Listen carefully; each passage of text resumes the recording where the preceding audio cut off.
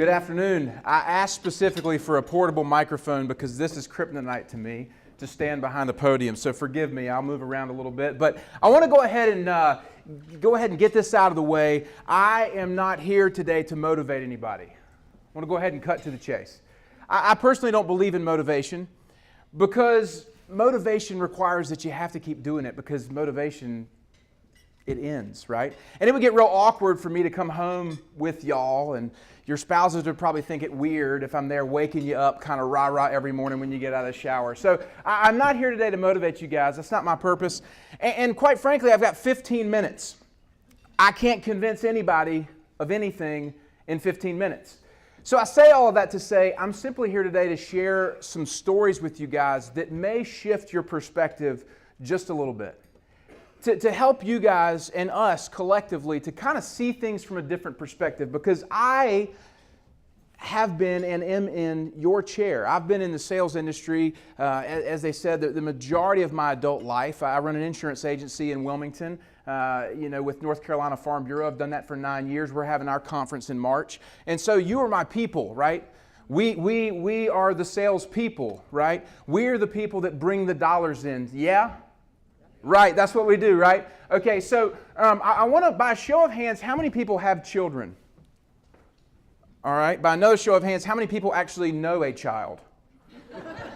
Okay, so everybody, right? Okay, here's the thing that I love. As they said, I have 4 kids, and our house is crazy. Like, it's insane. We have a 6-year-old son named MJ, identical twin boys, Wyatt and Grayson, who are 5, and then we have a daughter, Sarah James, who's 1. So my wife and I never have a conversation, like ever. But the other day we were trying to have one, and like Nerf arrows were flying, and literally out of the corner of my eye, I saw a naked child run across the room.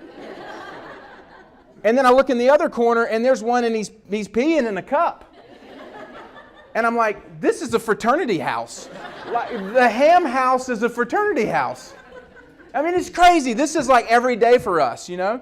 But here's the beautiful part about kids. I think children teach us our greatest qualities and our worst qualities. Right? Like, my kids bring out the best in me, but they also bring out the worst. And kids really exemplify the struggle between being childish and being childlike. Do you know what I mean when I say that? So like, childish is when my 5-year-old, we put his cereal in the wrong color bowl. I mean, the parenting manual did not say blue bowls only. I don't know if y'all's parenting manual said that, but we put it in a green bowl. He's laying on the ground throwing a fit, saying, my legs don't work, because we have his cereal in the wrong bowl. Now, surely salespeople don't act that way, right? Guys, do any of your salespeople act that way? No fit throwing, right? Okay, just checking. But that's that childish nature, right? But then there's that childlike nature that, quite honestly, the adult in us sometimes covers up. And that's my 6-year-old son, MJ. We were driving to school the other day. And, parenting is so challenging. It's so difficult. Sometimes you're like, they just don't listen. They just don't get it. And I asked my son, I said, hey, buddy, what's the most important thing you'll do today? And he said, be a light. And I almost started crying. I was like, he gets it. Oh my gosh. Because see, I take my 6-year-old son to school most mornings and I kiss him and say, hey buddy, be a light today. And he's like, bye Dad. And he runs off and you don't think he gets it. But he did. Because I said, buddy, what does it mean to be a light? He said, I need to be kind and I need to be thankful. Wow. That's that childlike thing, right? That's that childlike thing. So for the past couple of years, I've had the opportunity to discover this childlike part of me. And I share my story simply because I have been called to, because I believe that it will impact somebody in this room, because I have watched it impact. Now, I want to preface this to say that everybody's story matters. You know, I'm not a professional athlete who lost a limb and has some great testimony. I'm not some corporate guru who has a huge company. And the fact that I'm standing here speaking to you guys today is just a testimony that everybody's story matters. So I want to share this story with you guys today as a way to encourage you to kind of look at this childlike nature and this upside down thing that's there, running through every day. So I graduated from NC State University. Don't hold that against me. I know we're in Blue Devil country, Tar Heel country. Thank you, Wolfpack fans. But I graduated from NC State, and I truly had this desire to kind of make a difference, right? There's not like a loser section in the library. So like you read great books about people that do great things. So I wanted to go change the world. But I thought in order to do that, you had to make a lot of money. So I went down to Florida, chasing the dollar, kind of the prodigal son, and I made a ton of money at 22 years old. And a lot of bad decisions. And those two things never go well together. So I was broken, and I came back home, and I moved into the room over the garage, which is cool when you're in high school. But not when you're married. Because when your dad's cooking eggs in his underwear, it just doesn't go over well with, my dad wears pants. But anyway, it was one of those humbling things for me. So I kind of picked myself up by my bootstraps, that American way, and I'm going to do it right this time. And I had an opportunity to start North Carolina Farm Bureau. And I'm going to go sell and sell and sell and win, win, win. Always be closing, Glengarry Glen Ross, right? I've seen all this stuff. Up one side, down the other. 2012 was my most successful year with North Carolina Farm Bureau. Finished in the top 1% of all agents, 800 agents in North Carolina, and I finished 7th at our awards banquet. A little bit different. We recognize the top 10% as the top 75, the top 1%, so forth. And so that was a great banner year for me, right? Problem was I was professionally successful, but I was personally miserable. I had 3 small children at home, and I was frustrated when they were sick. Can't I just get a night away with my wife? The kids got to be sick. I mean, come on. I was selfish, frustrated, and there was a veneer of a successful man. I had everything. Phenomenal income, great career, great family, building our dream home even. But behind that facade was a little kid who just wanted somebody to say, hey man, you're good enough. Sat down at my kitchen table with a pen and a notepad, and I had it. This was my mark in the ground. I was sticking my flag in the ground saying, no more. Started asking myself deep and challenging questions. Like, what am I supposed to do? What's my legacy? How have the moments in my life led me to this place right now? And then all of a sudden, the light bulb went off. I remembered a story that had happened about 7 years prior. If I say I had a special aunt, can you guys connect with me there? If I say, think of a special person in your life, everybody, a face comes to mind, yes? I had a special aunt, and her name was Trish. And Trish lived a Disney mentality. You know what I mean when I say a Disney mentality? It's one of these people that's so happy, sometimes you just want to slap them. You know what I mean? It's like, Hakuna Matata. And I'm like, calm down, Aunt Trish. I love you. But no, that was Aunt Trish. She just had joy and excitement, enthusiasm about life. And you're like, whatever she's had, I want more of that. 48 years old, Aunt Trish was diagnosed with non-Hodgkin's lymphoma. She faced it with such grace and dignity. And I remember Christmas that year. I went to her house for a Christmas party. Her face was swollen because her body was retaining fluid, and her wig was bouncing around because she had lost all of her hair.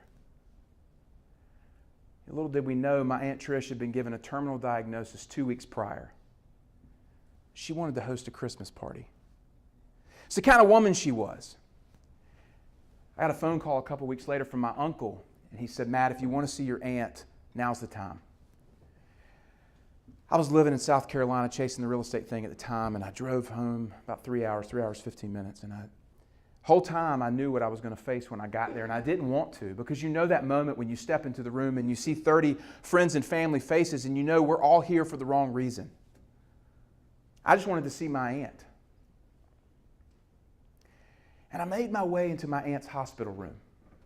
And you know, hospital rooms kind of have that weird glow, the lights. Hospitals have a distinct smell, you know? My Aunt Trish was laying on a bed. The light kind of was cast on her, and she caught me out of a peripheral, and she said, hey, Matt. It's her term of endearment for me.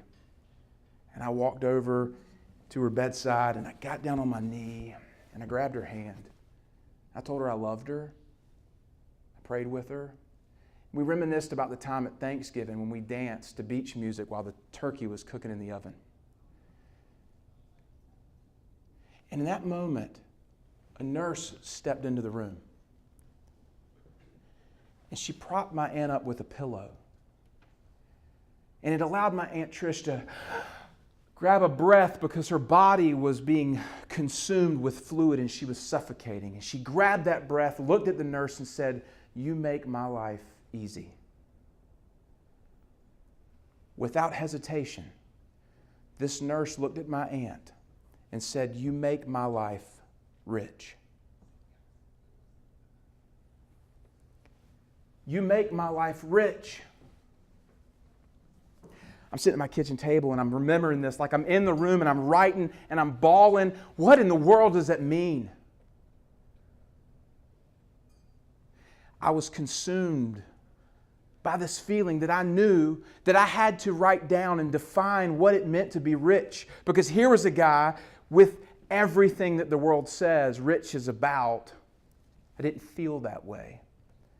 And so I sat down, started asking questions, and I uncovered thousands of stories that led me to these 4 principles of what it means to live a rich life. And I put these cards on the table for you guys today as a reference point. Because I don't have time to go into all of this. Because quite frankly, it's taken 4 years to live it out. And I learn something new every day because it's always evolving. But I want to touch on a couple of these just so you guys can get a clear handle on it. And then I invite you guys to pause with this because I think, in fact, I know, and my life is a living testimony to this. If you'll invite these into your life, I think they'll radically change the way you navigate every day. And what it will do is nothing but enhance and enrich every part of your family, your life, and your business. The first principle is recognize you're broken. It's funny when Jim was sitting there and he said, "I don't get this one." And I said, "Well, we'll get there. But recognize you're broken, right? What does that mean? Well, I actually met a man named Gary Weller. Gary was a high school football coach in Fayetteville, North Carolina. And Gary Weller was 55 years old. He was going for a run one day, dropped his car off at the mechanic. Little did he know a crazy man had hijacked a city utility van, and that crazy man ran Gary Weller over. Then he backed over Gary Weller. And this 55-year-old man, Gary Weller, was left in the street to die.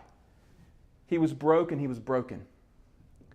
Now, we might not have the physical brokenness that Gary has, but we all have this level of brokenness.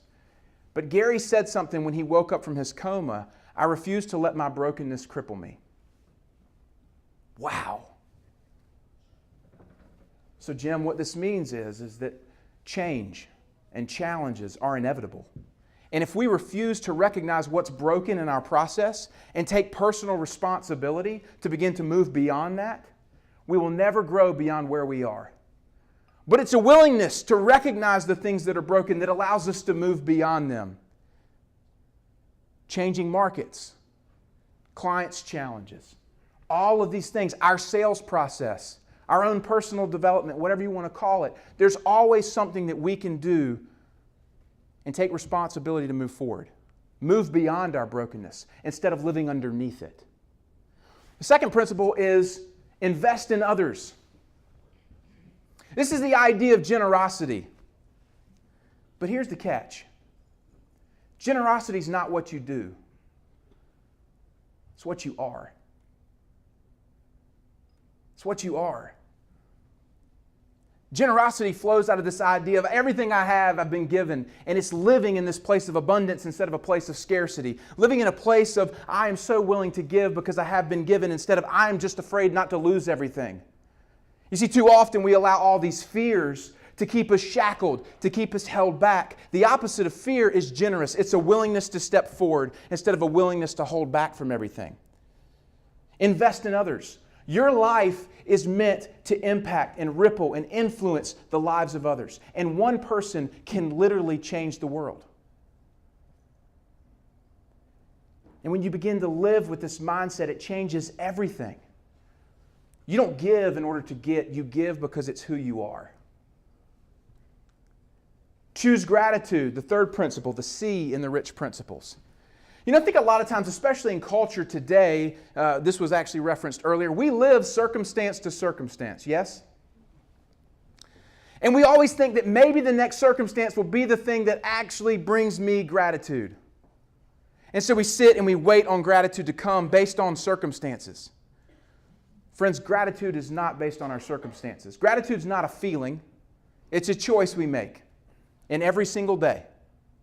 In every moment of every day, we have a decision to be grateful or not. When we live from a place of gratitude, it begins to flow out of us. Again, gratitude is not something that you do, it's who you are.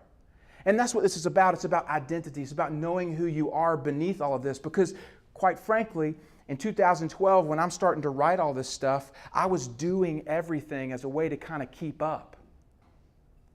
And it was a cycle, over and over and over, and I had to find something underneath to sustain it. Gratitude. Choose gratitude. The fourth principle, it's the weird one. Most people wink like, what's this about? Humble yourself with confidence. You know, I think culture tells us that humility is over here, confidence is over here. Can't have both. You got to be humble or you got to be confident. You can't have both. You have to have both. We have to live from a place of humility, knowing that our story is not the only story. We're part of a much bigger story. And our story can literally change the world. And that's the confidence. You have to live from this place of humility and confidence. See, because here's the deal. Everybody knows an arrogant salesperson. What's an arrogant salesperson? Somebody who has confidence and no humility. Right? What is a weak salesperson? Someone who has all humility and no confidence to stand on. And that's when you start to say, oh my gosh, my life matters. Like I can literally change the world. I have the opportunity every day to impact people for something bigger than me. And you wake up fueled by this to do something incredible with your life. Because your life matters. It matters. And here's the thing. As I'm writing my book in 2014, I just finished the Ironman in Raleigh, the half Ironman, sorry. I didn't go 140 miles, just 70, but it was a full 70, I promise you that. A week after I finished the Ironman in Raleigh, I get a call from the doctor. Matt, you've been diagnosed with spreading malignant melanoma. 32, great health. Cancer. 3 kids. I called my mom. The hardest was my little brother. I said, hey, bud, I got diagnosed with cancer today. And he's like, man, I'm coming. I'm like, you're all right. We'll be all right. Doctor came in and had to take out a bunch of tissue to see if the cancer had spread because malignant melanoma is the most aggressive form of skin cancer. At 0.52 millimeters, I was 0.2 millimeters away from the cancer having metastasized to my lymphatic system. But here's the thing. It was easy to write a book about living a rich life. It's a lot more difficult to try and live it in the midst of that circumstance. Because here's the deal. You can know all the right things. But nothing happens until you actually do it. Until you actually start living this way, from this place of conviction. And I'll close with this. A lot of people see these principles and they say, oh, well, money doesn't matter to you. No. Money is fantastic. It's great. It creates resources and opportunity. It changes lives. But it's not what makes us rich. Our richness is underneath all of that. And it's our capacity to take personal responsibility when we face challenges. It's our capacity to be generous with our lives, our money, our time, everything we have. It's our capacity to choose gratitude even when the circumstances say otherwise. And it's the capacity to understand that we have to proceed forward with humility and confidence. And when we learn to begin living this way, what we find is abundance is ours. The year after I finished in the top 1%, I found myself number 3 out of 800 agents in North Carolina Farm Bureau. And I say that just to say that this will do nothing but enhance and enrich every aspect of your life if you'll give it the opportunity. And what you'll find is that you can live a rich life that will impact countless others. Thank you guys so much for your time today. And y'all please stay in touch.